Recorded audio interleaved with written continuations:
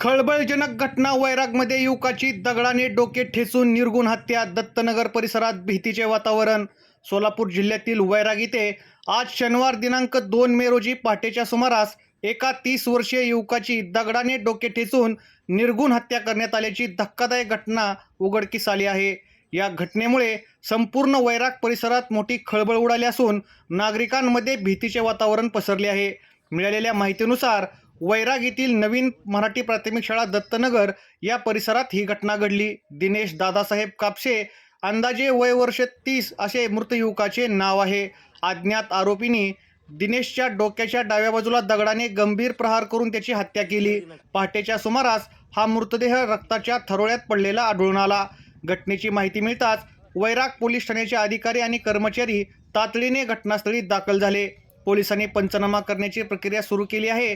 हत्येचे नेमके कारण अद्याप अस्पष्ट असले तरी पोलिसांनी परिसरातील सीसीटीव्ही फुटेज ताब्यात घेण्याचे काम सुरू केले आहे.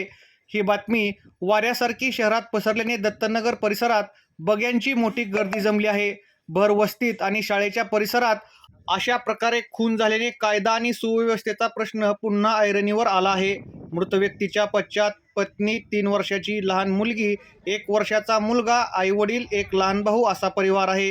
या खून प्रकरणी वैराग पोलिसांनी 3 संशयितांना ताब्यात घेतले असून पुढील तपास सुरू आहे.